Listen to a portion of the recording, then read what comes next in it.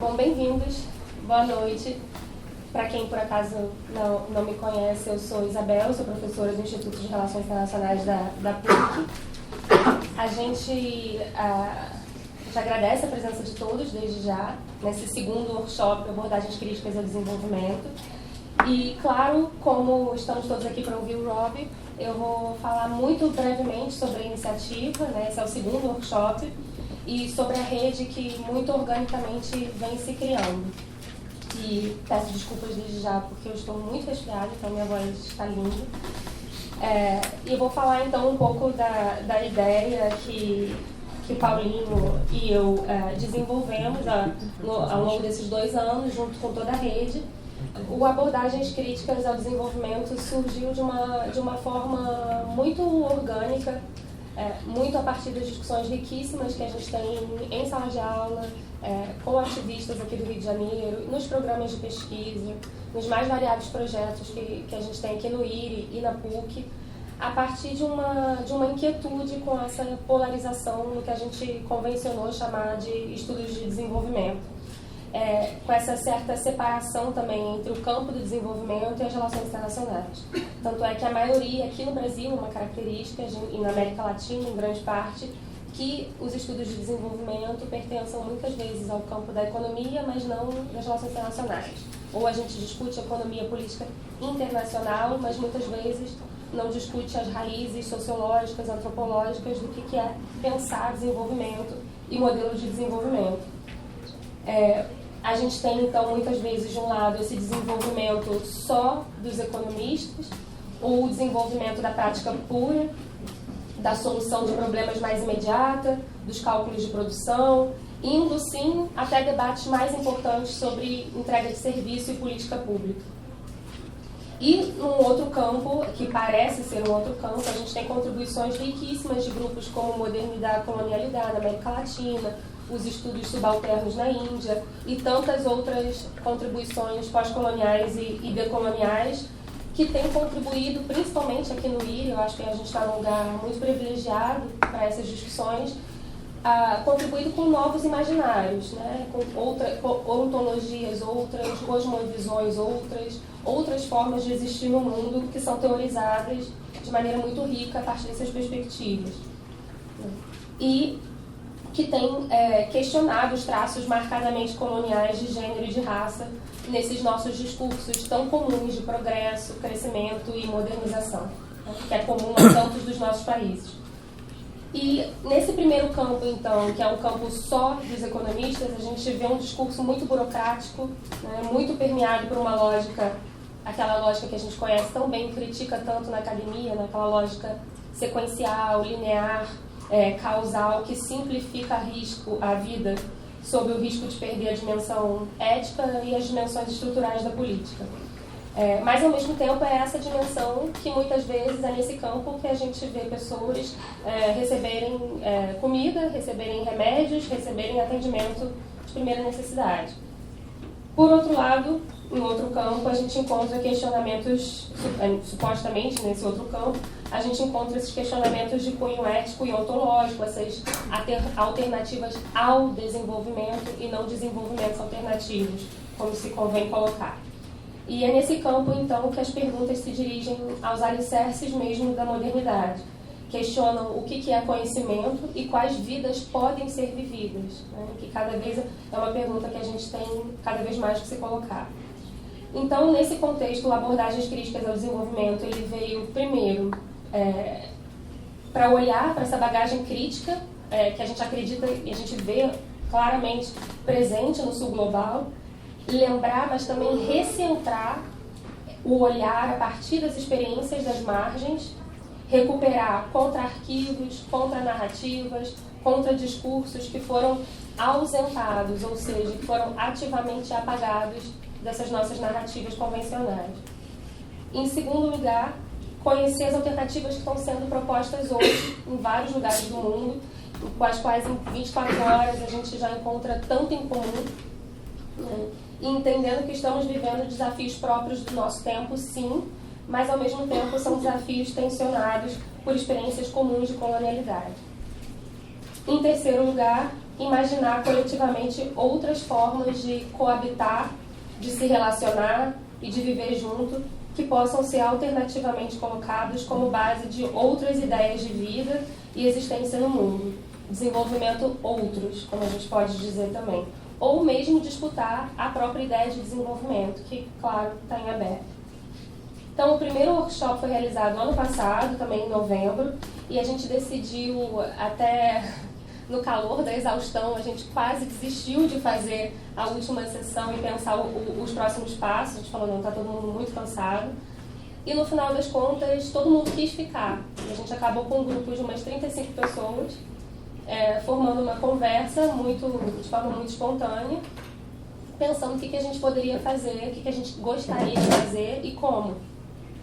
E a gente decidiu começar pequeno, criar uma rede internacional para pensar abordagens críticas ao desenvolvimento, se comprometeu a fazer pelo menos mais esse workshop esse ano e possivelmente um todo ano, e se comprometeu também a criar um espaço virtual, por enquanto muito simples, uma página, em que possivelmente a gente vai no futuro ter um espaço para saberes compartilhados.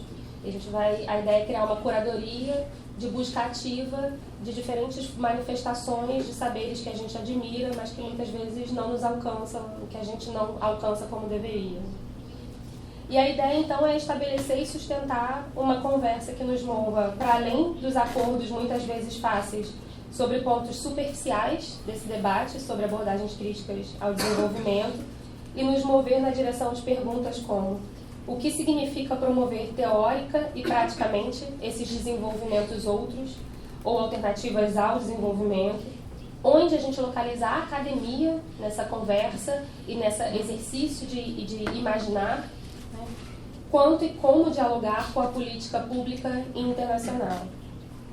Então, a rede envolve sempre, desde o ano passado, acadêmicas, ativistas, profissionais, e a ideia é que seja realmente um diálogo muito plural, né? E que tem diferentes posicionamentos mesmo com relação justamente a esse debate entre alternativas ao desenvolvimento, ou desenvolvimentos alternativos, enfim, diferentes posições nessa conversa.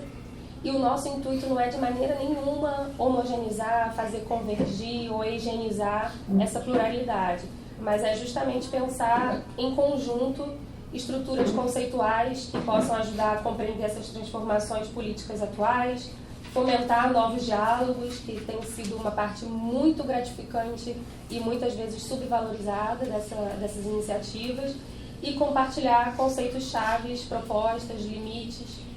Então, ano passado a gente teve a presença das acadêmicas latino-americanas Maria Lugones, Cristina Rojas, do Juan Lopes Indicin, que é um acadêmico ativista de origem maia de Setal, no México, do Habib Mayar, que é um afegão, vice-secretário executivo do G7+, um grupo de autodenominados estados frágeis, e a Bianca Suyama, que é ativista também da Articulação Sul, de São Paulo, e da minha querida colega aqui, a Maria Helena Rodrigues. E esse ano, então, a gente tem a ilustre presença do Robbie Shilliam, a quem a gente recebe com muita alegria para essa palestra inaugural, e agradecemos por aceitar nosso convite. É o meu colega Paulo Chamon, que daqui a pouco vai falar um pouco mais sobre o Robbie, o trabalho dele, no contexto desse workshop. E também temos a alegria de receber Kalpana Wilson, que é da Breve University, que faz um trabalho maravilhoso olhando para raça e gênero nos discursos sobre crescimento populacional sul-global. A presença virtual da Miriam Lang, que é da Universidade Andina Simão Bolívar, do Equador, que vai falar sobre olhares feministas decoloniais para pensar alternativas ao desenvolvimento. Da Hélida Laures, que eu acho que ainda não chegou, não vai conseguir chegar hoje, que traz uma perspectiva decolonial sobre justiça e direitos humanos. Ela trabalhou próximo com o Boaventura, mas também no Ministério de Mulheres, Igualdade Racial e Juventude e Direitos Humanos. Do Paul Okumu, que é diretor da plataforma da Sociedade Civil Africana, com base na Nairobi. Do Mvuselelo Negoia, da Universidade de KwaZulu-Natal, na África do Sul, que vai falar de questões agrárias e imaginações decoloniais a partir do seu conhecimento sobre plantas indígenas nativas. E a minha colega, de novo, Maria Helena Rodrigues, que vai falar das perspectivas sobre o conceito de participação do ponto de vista do sul global. E eu mesma vou debater as possibilidades de relações de cuidado no mundo dataficado do desenvolvimento. Então, eu queria agradecer a presença de todos vocês, especialmente. Agradecemos por terem aceitado o nosso convite. É com muito prazer que a gente recebe vocês aqui. Queria agradecer a participação de uma figura também que já está ficando da casa, o Charles Trocati, que já nos inspirou muitíssimo em apenas algumas poucas conversas hoje. É um prazer ter você aqui. Também teremos grupos de trabalho nas tardes dos próximos dias, com a apresentação de artigos por pessoas de diversas universidades brasileiras e algumas de fora. Também damos as boas-vindas e agradecemos desde já pelas contribuições. E agradecemos a presença de todos vocês aqui. Esperamos que vocês possam se juntar a nós nos próximos dias do workshop. A agenda está no folheto que está disponível ali na mesa. A agenda dos próximos dias até sexta-feira. O workshop acontece lá no BPC, no BRICS Policy Center, em Botafogo. Estão todos convidados. E eu queria muito agradecer a equipe de eventos do IRI, muito mesmo, e também a nossa diretora, Marta Fernandes, que infelizmente não pôde estar aqui, está em Chiapas para fazer pesquisa. Alberto, coordenador da pós, a Manu, coordenadora da graduação, por todo o apoio para o evento, e claro, a Paulinho, meu colega aí nessa empreitada, e as voluntários maravilhosos, as Anas Carolinas, a Tati, a Bia, o Lucas e Laís, que têm sido incríveis. E finalmente, então, e só lembrando que a gente tem uma pequena recepção depois dessa palestra inaugural, estão todos convidados também. E finalmente eu passo então a palavra ao Paulinho para, em seguida, termos a nossa tão esperada palestra. Muito obrigada. Alô? Tá funcionando certinho? Ok.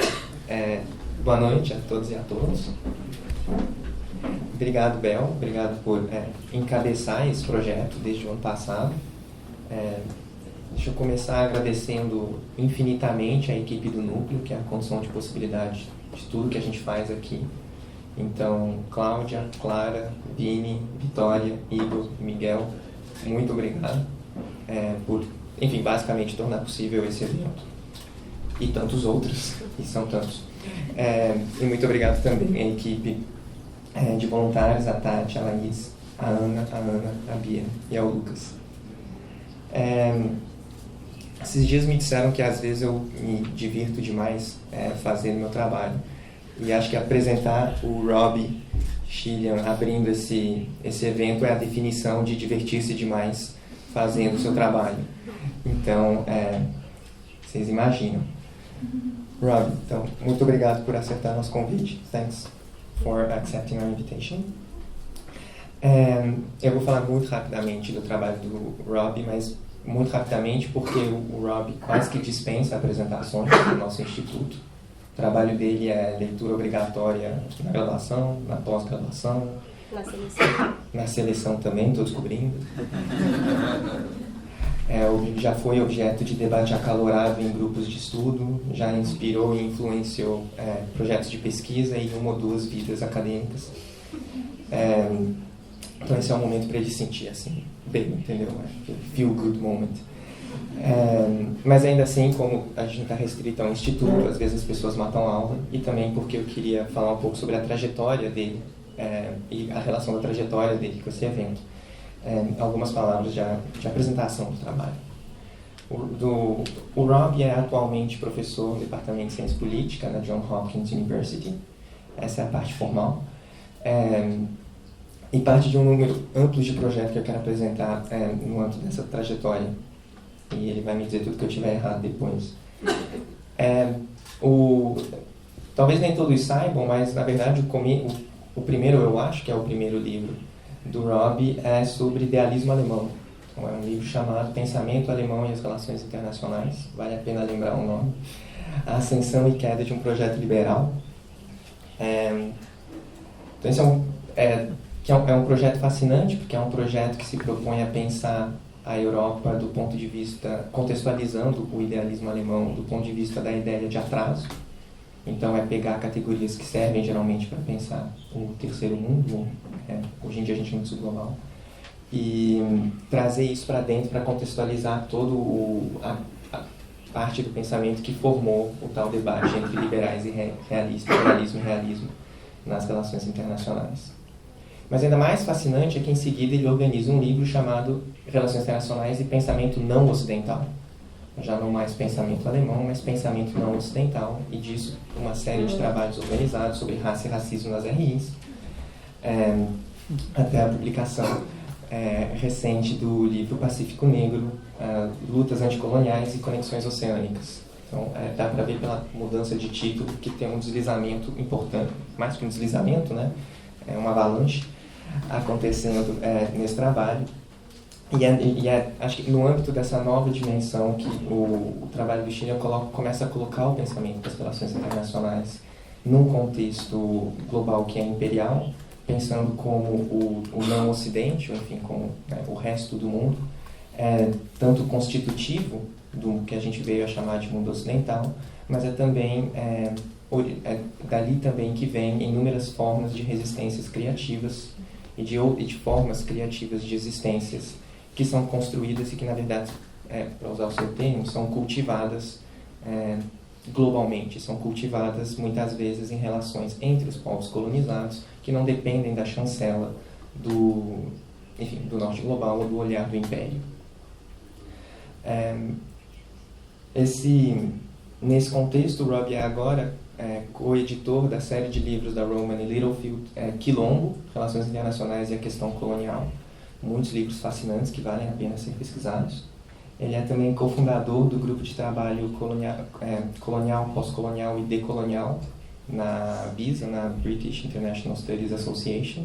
Eles têm uma mailing list que é fascinante, a gente já obtém acesso a todo tipo de trabalho sendo publicado, painéis sendo organizados. É só entrar no site deles e se inscrever. Eu aconselho. Fazem propaganda dos outros, né? Mas enfim. E é também, a meu ver, nesse momento que ele participou do projeto Rastafari in Motion, que faz um arquivo e, na verdade, um trabalho multimediático da influência do imperador Haile Selassie I na Inglaterra, assim como do movimento Rastafari em geral. Então, é um trabalho que é amplo, é um trabalho que atravessa as categorias que a gente facilmente, por meio das quais a gente facilmente divide o trabalho, o que é ocidental, o que não é, o que é nosso e o que não é. É um trabalho que muitas vezes desafia, pelo menos me desafiou muito no meu conforto em pensar sobre, conhecer os limites dentro dos quais eu penso, trabalhar, é um trabalho que nos desconforta no que nós tomamos como nossa própria criticalidade, nosso próprio entendimento crítico, e que realmente convida para que cultivemos relacionalmente formas de resistência criativas que foram elas mesmas cultivadas globalmente.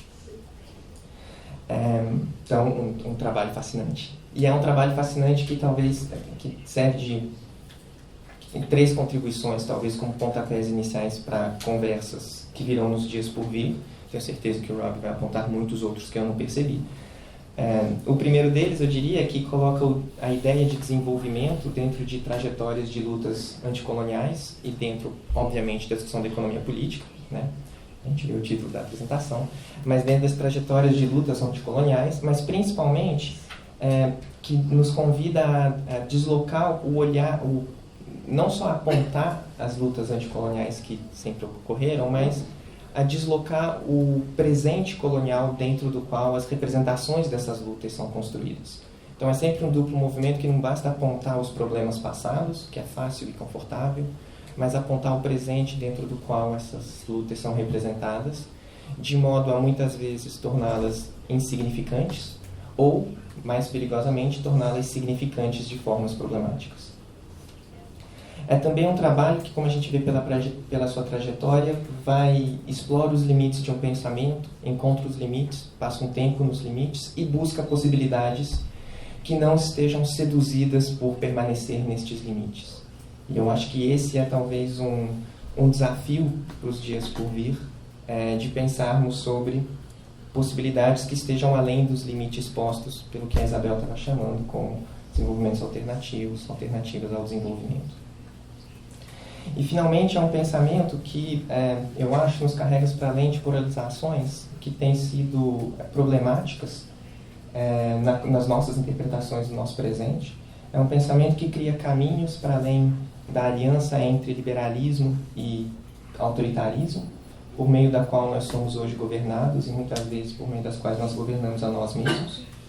Mas são caminhos que deixam de lado ou que escapam daquela nostalgia pelas configurações modernas e coloniais do Estado de Direito, da democracia liberal e da modernização com face humana.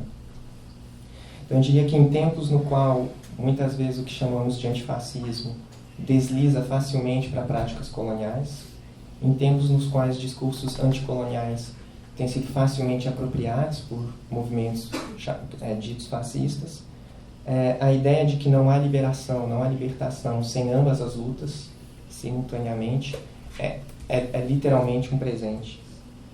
Eu acho que o entrelaçamento entre essas questões vai perpassar as nossas conversas por vir, porque é um entrelaçamento de questões que constituem o nosso presente.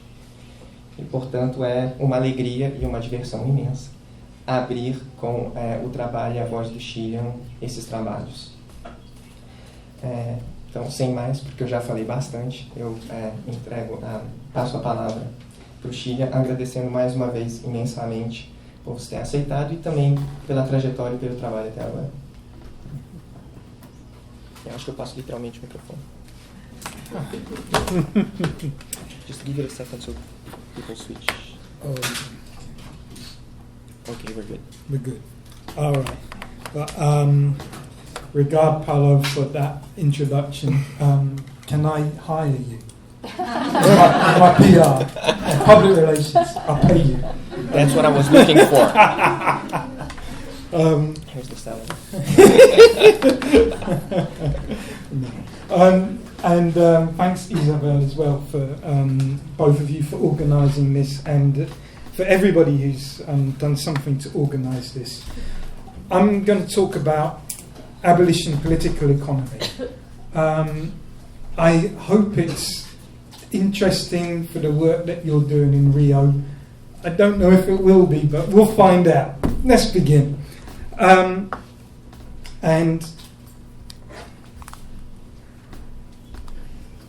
let's start with one of the most influential political economists of our era, Angela Davis.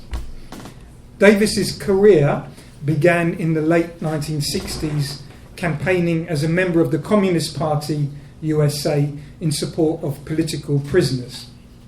Her current impact, made through Black Lives Matter, is due to her advocacy for what she and others call abolition, prison abolition. Hold on, my computer's just gone off. Wait a minute.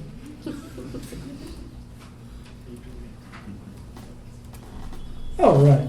Thanks.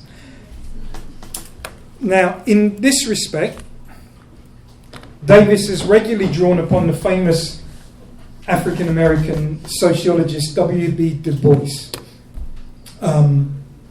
You know, Americans spoil every language, right? I'm just saying. I couldn't say that back in the US. Anyway, W.B. Du Bois. And in particular, his conception of abolition democracy. That's where she gets it from.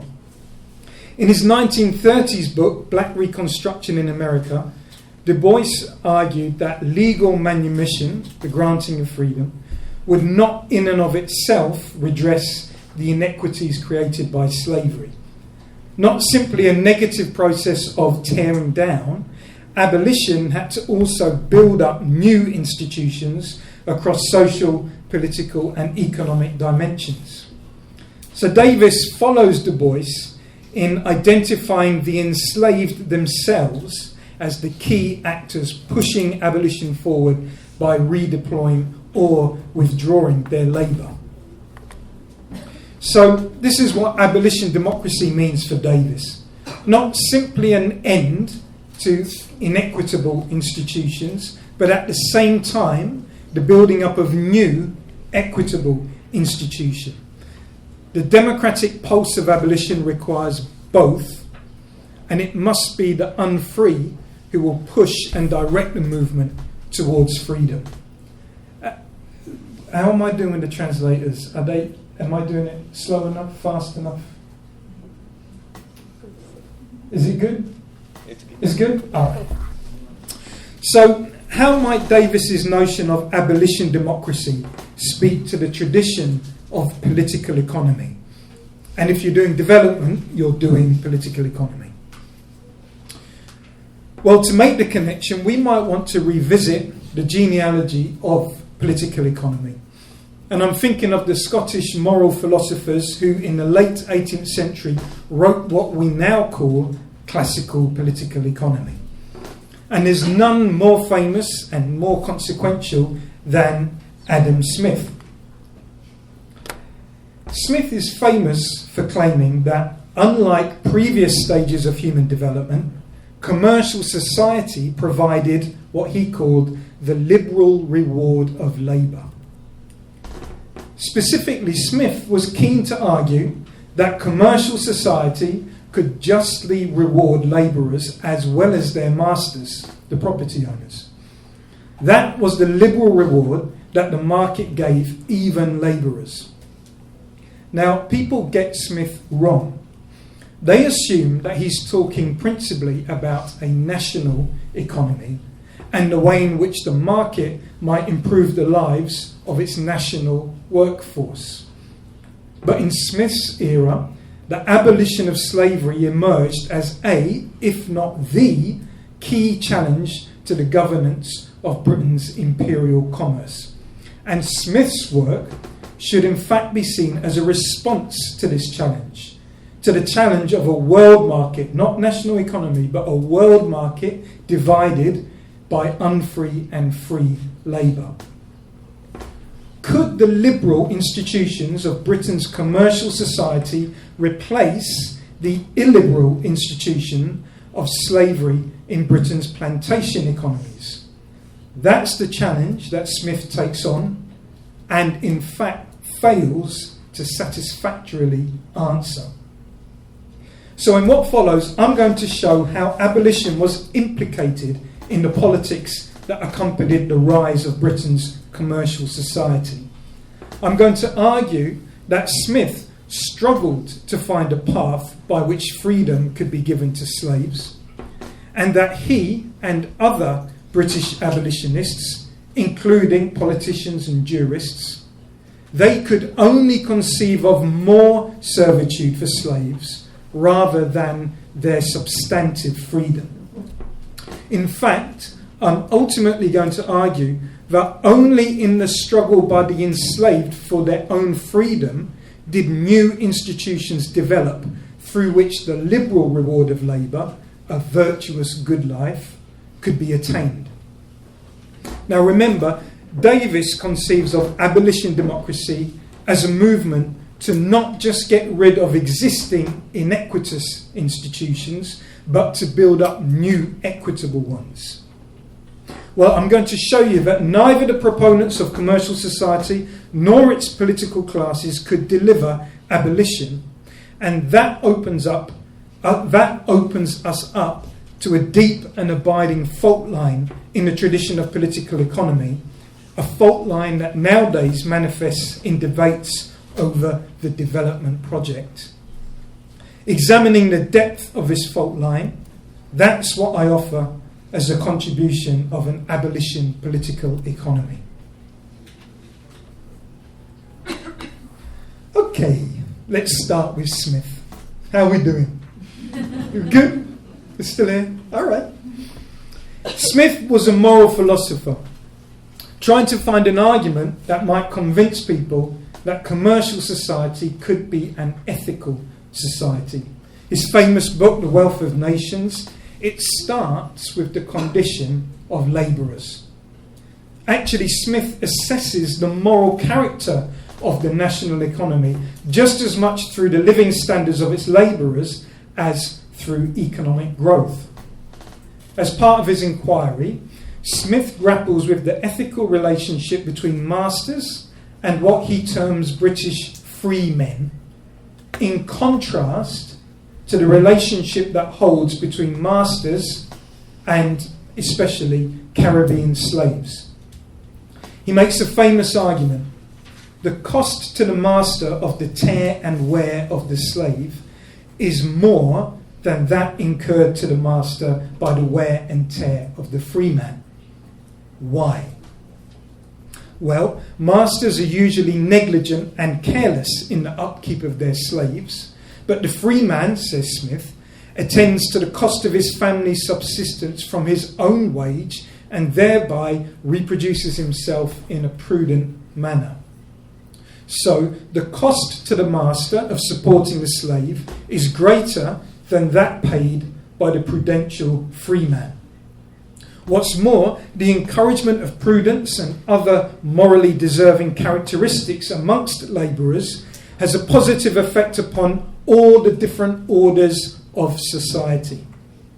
Masters of free men have no excuse but to listen, in his words, to the dictates of reason and humanity and to govern their hires with moderation. This increase in both living standards and virtue across the population is what Smith calls the liberal reward of labour.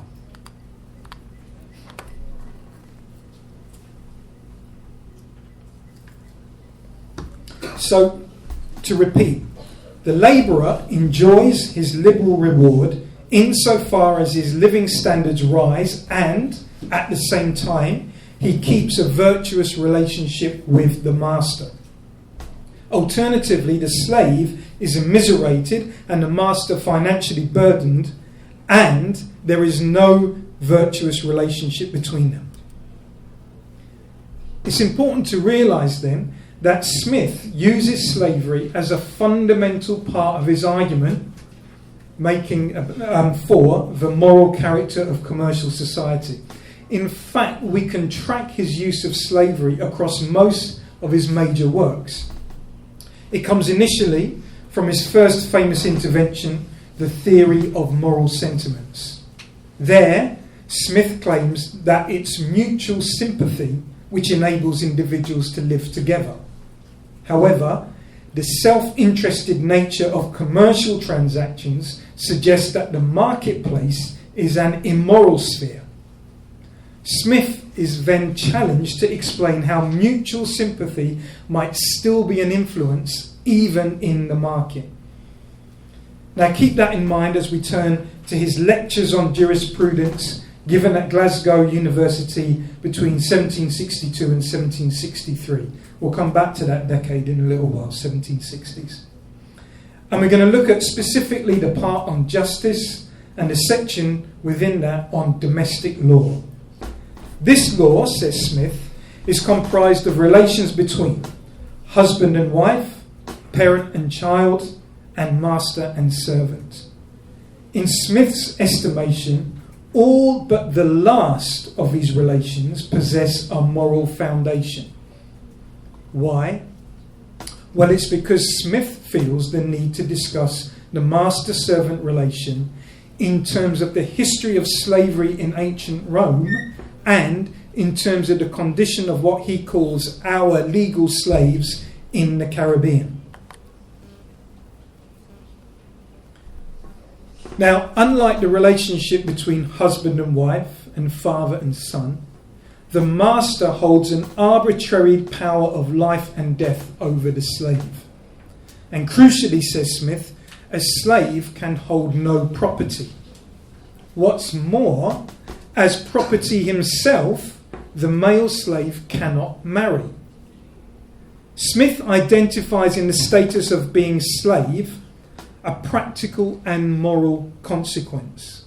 Not only does marriage ensure an orderly inheritance of private property, slavery makes that impossible, but also it's, as he says, the natural affection that the father holds towards his child that makes property inheritance moral. Patriarchy consists of due respect and filial piety. Here's the mutual sympathy that Smith says makes even hierarchical relations ethical. yet there is no patriarchal relation between the master and slave, just pure unethical despotism. This line of reasoning underpins Smith's remarks on the liberal reward of labour in the wealth of nations. So here's what I think he's saying. Within a patriarchal order, capital accumulation through property inheritance and the exploitation of labour can be considered a moral pursuit insofar as it does not undermine the cardinal virtues of respect and piety. But the male slave is outside of the patriarchal order. Capital accumulation through slavery breeds despotism for all by denying the cultivation of any patriarchal relations of sympathy. Here's the problem then. The liberal reward of labour is supposed to be a boon to economic growth and virtue. But by breaking patriarchal hierarchies, slavery undermines both economic growth and virtue. Now that's a serious challenge. Because so long as slavery in the American colonies is a fundamental part of the British imperial economy, then Smith cannot honestly present commercial society as the advanced ethical stage of human existence. And so it's all the more worrying that Smith can see no practical way of ending American slavery. Except, that is, for one instance, when the slave of the American colonies finds himself transported back across the Atlantic, but to Europe. Here's Smith. A Negro in this country, Britain, is a free man. If here you have a Negro servant stolen from you, you can have no action for the price, but only for damages sustained by the loss of your servant.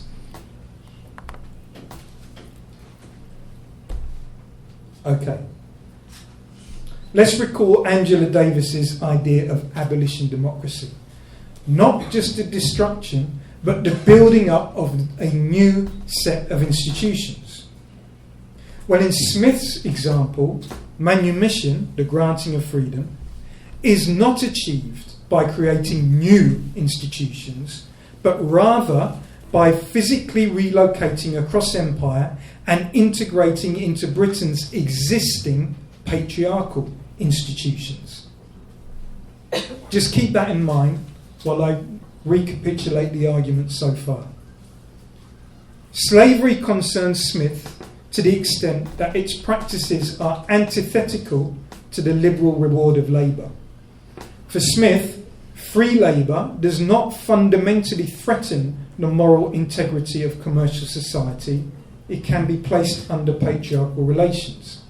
However, the freeing of slave labour is a moral challenge that requires resolution. But somehow, for Smith, through individual migration across empire's existing institutional arrangements. How are we doing? We good? We're all on the same page? Kind of? Same book? Same building? Same city?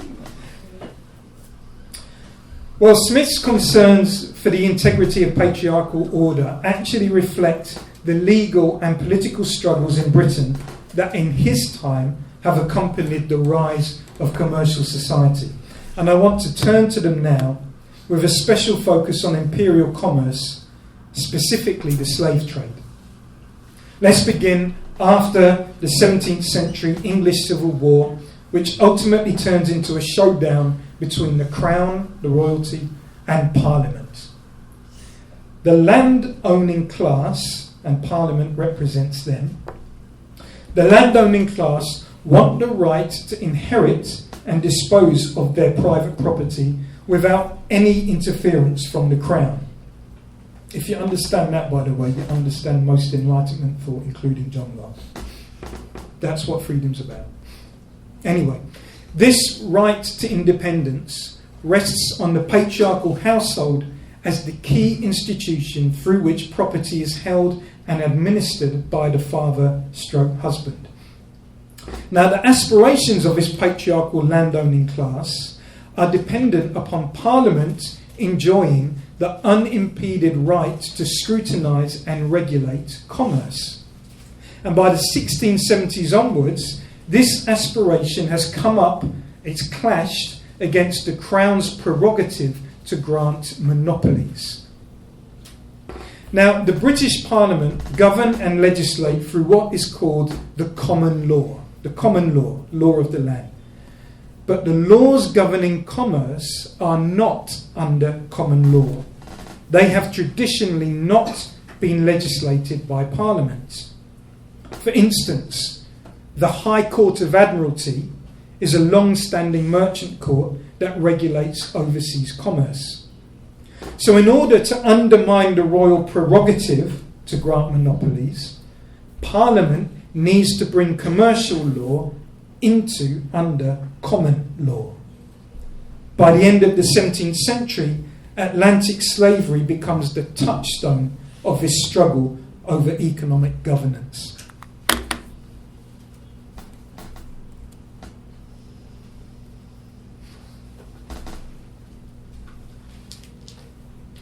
In 1660, Charles II grants a charter to what will become the Royal African Company, giving it a monopoly on the slave trade. Included is the ability to establish admiralty courts on the West African coast, and from there to prosecute actors who break the monopoly. These prosecutions are unique in the world of British commerce. They allow the Crown to forfeit and seize goods. Well, Parliament's ambition is to govern property rights over those goods. And so the legal status of the kidnapped African becomes central to the whole struggle between Crown and Parliament. Is that the same as that? Yeah, okay. Do you ever do that? I do that, man. I'm like, is that? Oh my God, it's not. I'm paranoid. Where was I? All right. At this point in time, the judiciary start to clarify the status of the slave.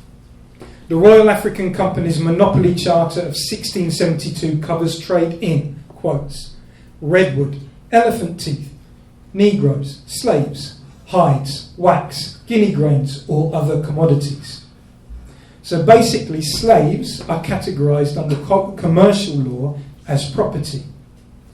But 1677, an action of trover, don't worry translators, I'll tell you what it is. An action of trover is brought before the judiciary regarding 100 Negroes taken by the defendant. So, trover is an old common law action which claims a property right in chattel. Well, what's important is that the status of slaves as commodities is now being determined under common law, not commercial law. 1 year later, Chief Justice John Holt ends the royal prerogative to provide monopoly-bearing grants and charters. The relevant case concerns the seizure of a ship and its merchandise by the Royal African Company on the West African coast. Holt rules that the king cannot enable the forfeiture of one of his subjects' property. In 1689, Holt confirms that Negroes are merchandise. So what does this narrative demonstrate? This. Oh! That the shift... Did you see it? Oh! The shift in governance of imperial commerce away from a crown-controlled commercial law to common law where Parliament can legislate on it. You get that? Mm-hmm. That shift is made through the body of the enslaved African. So surely Parliament is overjoyed. It's won a victory over the Crown. Through the legal definition of the slave as property, it's managed to fold commercial law into common law, and with that it's won legislative control over imperial commerce. Not quite.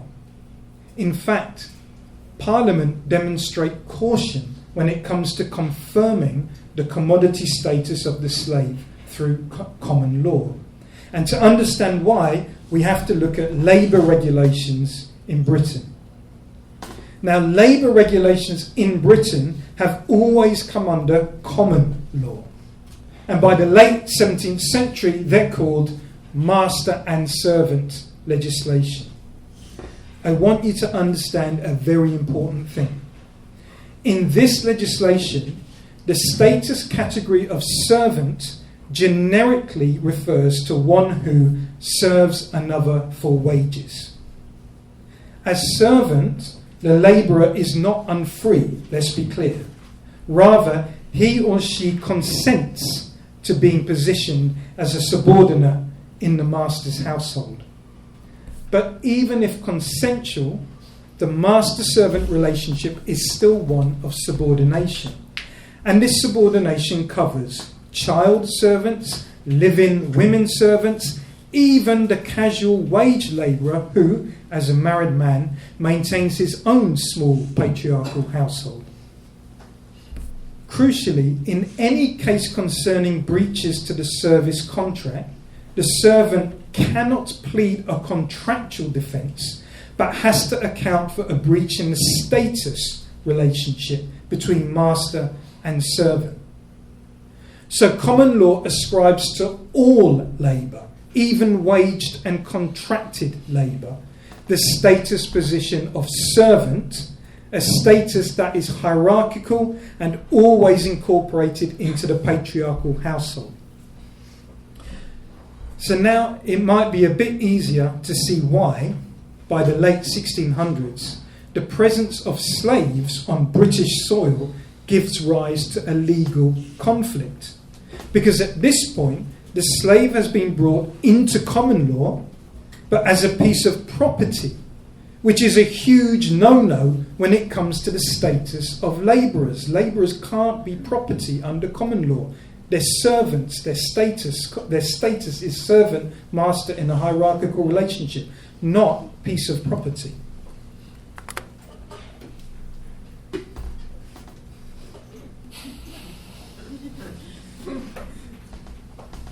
Now, you might remember I made mention above of an action of trover, a common law property right in chattel, and an action taken in 1677 regarding 100 Negroes deemed to be merchandise.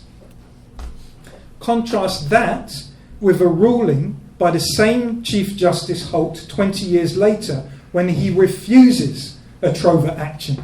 Instead, he claims that while Negroes might be commodities in the Atlantic, such persons in Britain cannot be commodities under common law. In Britain, Holt argues, if a slave were to be taken from the master or was to run away, only a special action of trespass would hold under common law, meaning you could sue for the loss of service to an employer. Now, there's a fine but crucial distinction here. Loss of property, loss of service.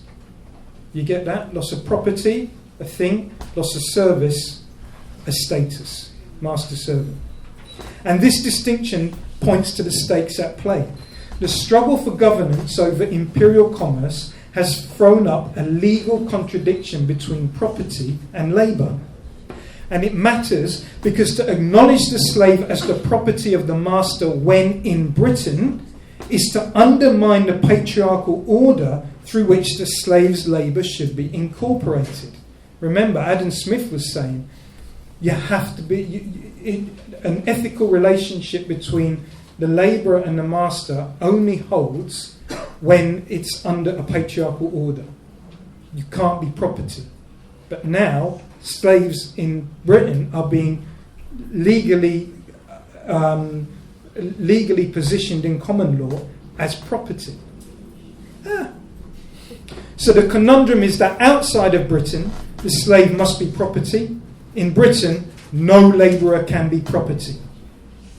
So, Chief Justice Holt does a bit of, pardon my French, legal bullshit. Translators, I don't know if you need to translate that. The bullshit is this. A slave in Britain is a slavish servant. Slavish, property adjective. Servant, status noun.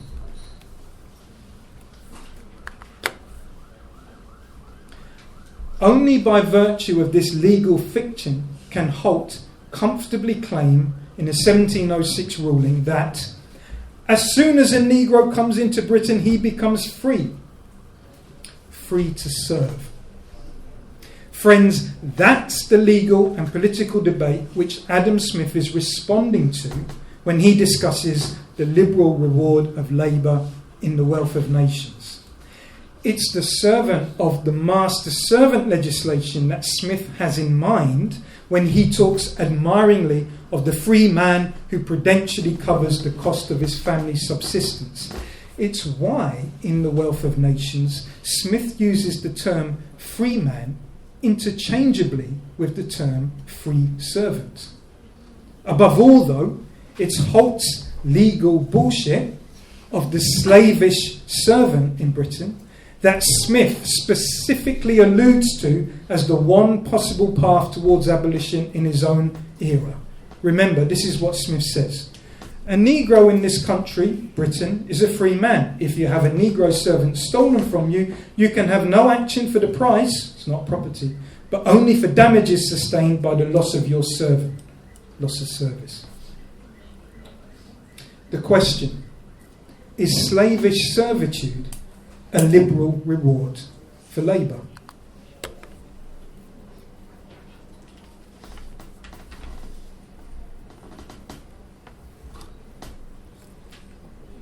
How are we doing? We're good? All right. So what have I argued just now? The autonomy of the patriarchal household as a site of inherited and disposable property was central to the struggle between the British Crown and Parliament. That struggle focused on who would govern commerce, which in turn put the focus on the trade in humans kidnapped from their African homelands.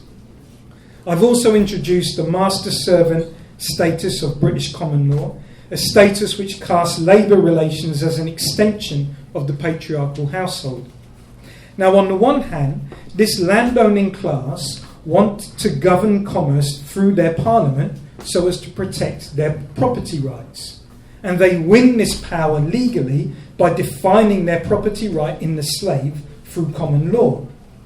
Yet, on the other hand, in winning this power, they have potentially undermined the principles of patriarchal order through which they defend their property rights. The prospect of the slave in Britain reveals to the landowning classes that when it comes to imperial commerce, their property rights and their patriarchal order might not be so easily woven together after all. And that is what the abolition debate of Adam Smith's times is all about. Now, recall Smith's concern that the slave exists outside of the patriarchal institutions that bind individuals together in status positions through shared but hierarchical moral sentiments. Smith's concern is widely shared by abolitionists and their opponents, who create a lively public debate in the 1760s. Remember that decade, it's the decade where Smith lectures on jurisprudence. In fact, the abolition debate arrives just as Parliament intensifies its control over imperial commerce, and as the slave trade becomes even more important for this commerce, and as newspapers increasingly report a settled black presence in Britain's towns. So at this moment in time, the slave in Britain is thrust even more to the centre of the struggle over commercial society. Granville Sharp, a famous abolitionist, Granville Sharp, that's his name, he presents an argument remarkably similar to Smith. Sharp defends the sympathy to be found in patriarchal servitude. He claims that true liberty protects the labourer as well as his lord, by preserving dignity and encouraging wealth and population increase. But slavery, says Sharp, renders the minds of both masters and slaves utterly depraved and inhuman.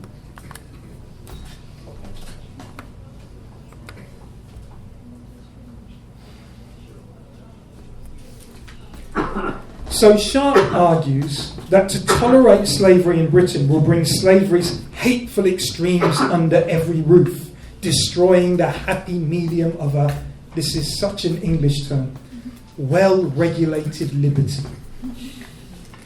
Or consider the famous British poet William Cowper. If a slave's lungs receive our British air, that moment they are free. Oh, and here he is, making a manumitted African proclaim, serving a benefactor, I am free. Serving a benefactor, I am free. Absolute freedom for abolitionists cannot be the result of manumission. That would be anarchy.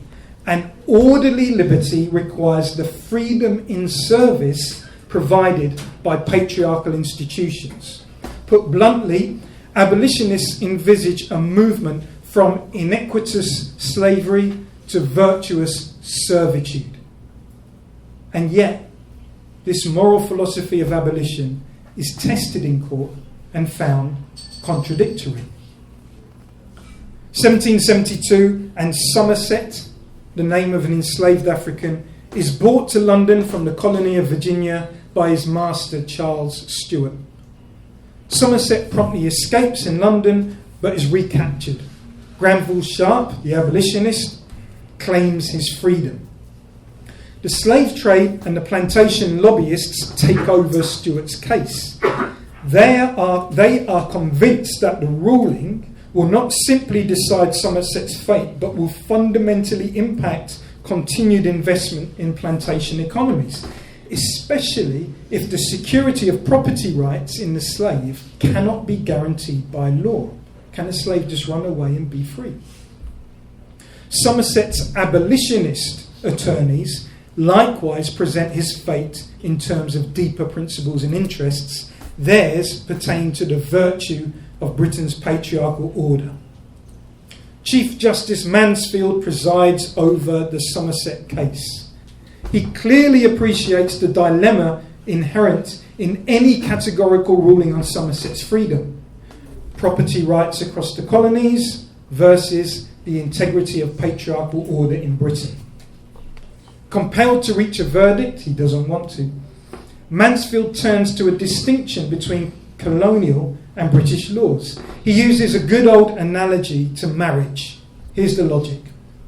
Husband and wife can be considered natural status conditions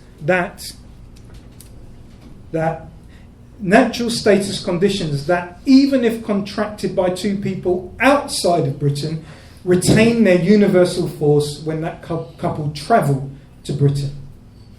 But local laws can attribute non-natural, that is, conventional practices to the relationship between husband and wife.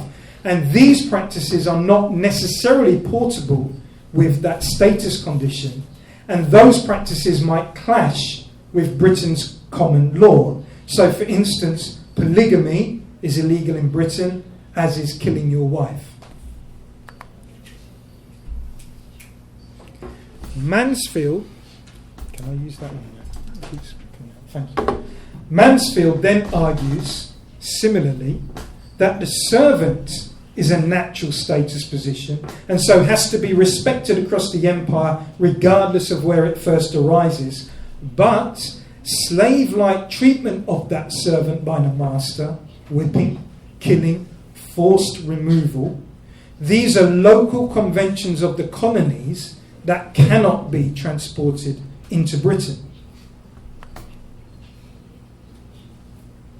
So Mansfield determines Somerset's fate by reference to the local conventions of servitude provided by British common law. He rules very precisely that a master cannot remove a servant by force from Britain.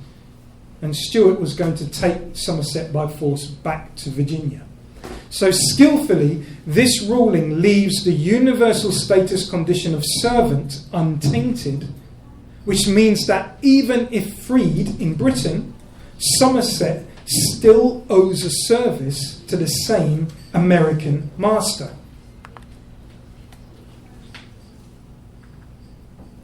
There's one problem with the logic of Somerset's ruling. You might recall that master-servant legislation determines that service has to be consented to in the first instance. Mansfield's resolution to the dilemma, and it's another legal bullshit, is to presume that the slave contracted himself to the master willingly in the first place. The consenting slave becomes yet another legal fiction that seeks to avoid the conflict produced by imperial commerce between the patriarchal principle and the property principle. And not just a legal contradiction, but one with material effects. After this Somerset ruling, it becomes practice for masters to force their slaves into signing apprenticeship agreements before they even set sail for Britain. No more breathing of Britain's free air. So step back a moment.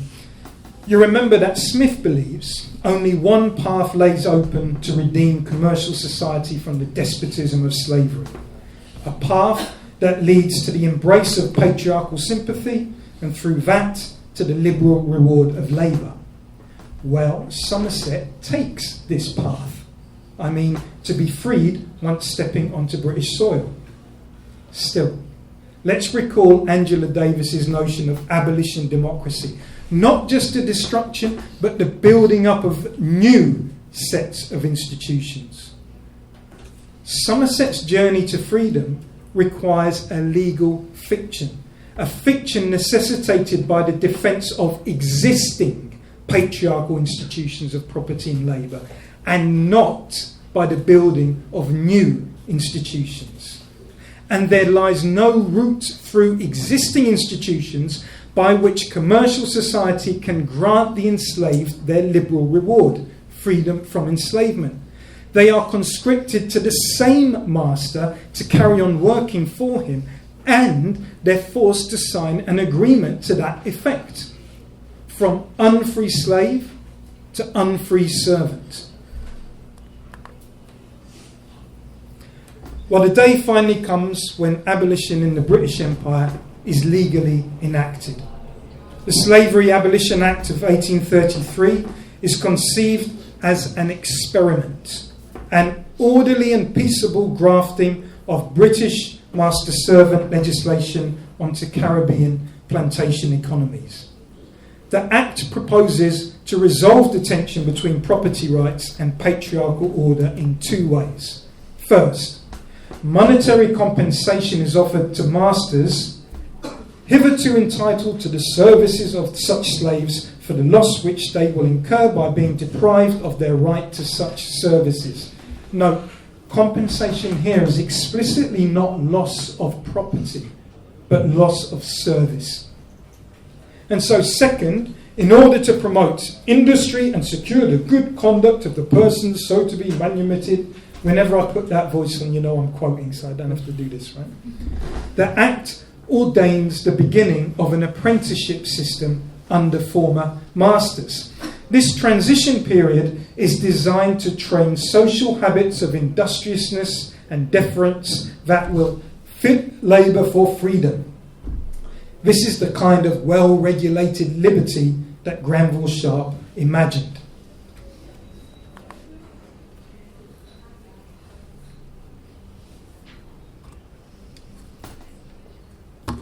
We are going to get to the end, don't worry. Now, you might remember that in The Wealth of Nations, Smith is morally disgusted at the master who is careless and negligent towards his slave. In practice, though, by the late 18th century, this negligence has led to the development of self-sufficiency systems amongst many enslaved communities.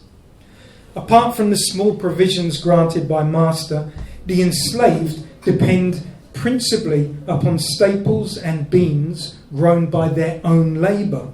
For this task, they cultivate provision grounds on estate backlands. Provision grounds. Now, Smith would probably protest that this enterprise only rewards the illiberal treatment of slaves by masters. Fair enough. And Smith is all about virtuous relations. But it would never even occur to him to reflect upon the virtue of relations amongst the enslaved. I'm saying, might the liberal reward of labour be given outside of the master's house, in the provision grounds? Seldom visited by the proprietor, let alone overseen by his forces, provision grounds provide a protected space for enslaved peoples to self-determine cultures of creative survival.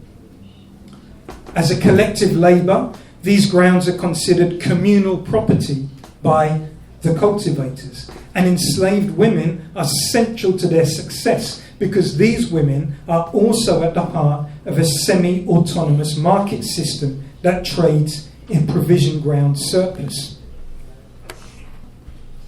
In short, there is no pater familias, no patriarch who owns the grounds and appropriates the fruit of his servant's labour. Smith expects the balm of sympathy to arise only from the domestic law of the master's house. But it's possible to see or to catch, to glean a non-patriarchal sympathy being precariously nurtured in the provision grounds, a liberal reward of labour that mitigates the injustices of empire's commercial society. Just contemplate this retort given by one labourer in the apprenticeship period. Who ever heard of free peoples working a plantation field?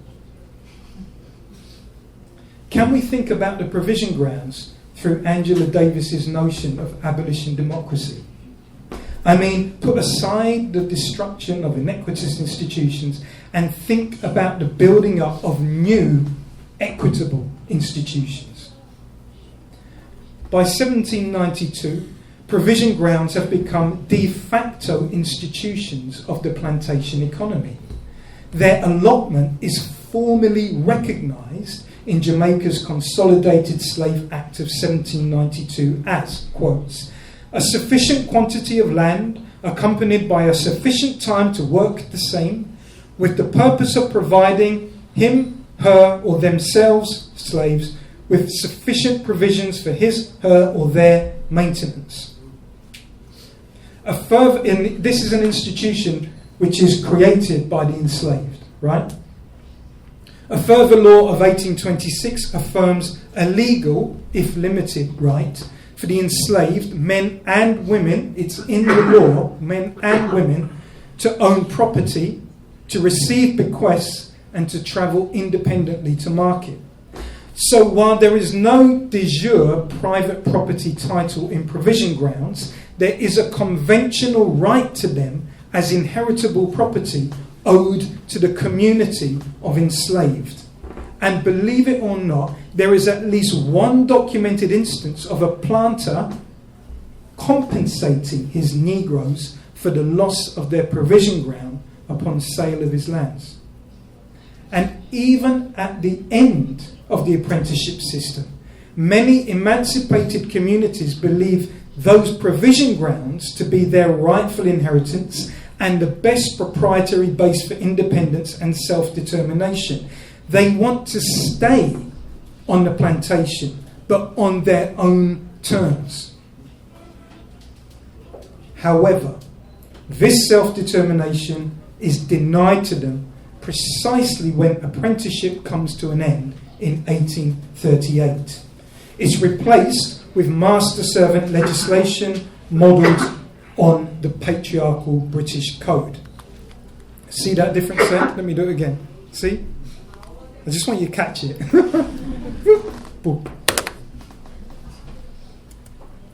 Crucially, in this new code, occupation of a tenement on the plantation is now counted as prima facie evidence of a contract undertaken between servant and master. The master is now the landlord. So the termination of that labour contract equals cancellation of tenancy, which equals end of rights to the provision grounds. And at the same time, the landlord now takes rent on houses, gardens and provision grounds directly from the wages that he gives. So you'd think abolition is a good thing. Here's the thing. From the standpoint of the emancipated communities, full abolition does not mean democracy, but all at the same time, a removal of tyrannical slavery, an immediate imposition of existing institutions that uphold patriarchal servitude, and a dispossession of any communal property conventionally inherited along with its non-patriarchal possibilities. Contrast this manumission with that long imagined and worked towards by at least some of the Anglo-Caribbean sufferers. A refusal to be incorporated into a compact of patriarchy and property that delivers no capacity for self-determination and no liberal reward for labour. Instead, a building of new institutions to serve that meaningful freedom. So let's finish by returning to Smith. 2 points. First, Smith suggested no new institutions by which to substantively address the challenges of freedom presented by commercial society. Instead, he prefigured the moral grounds for capital accumulation within existing patriarchal institutions that made labour serve property owners. Smith's moral philosophy entangled with parliamentary attempts to avoid the challenges and dangers of abolition by reference to existing master-servant compacts. In sum, Smith imagined the liberal reward of labour for slaves in terms of freedom through continued servitude to the same master. Second, enslaved communities in the Anglo-Caribbean built new institutional arrangements to slavery and servitude, even during slavery and through apprenticeship. We can glean in some of their thoughts and actions a refusal of the patriarchal conceit that one can individually inherit and dispose of property while accumulating capital from the labour of one's servants. The liberal reward of labour lay for enslaved peoples in their provision grounds and not in plantation extraction. And provision grounds did not even feature within Smith's geography of virtue.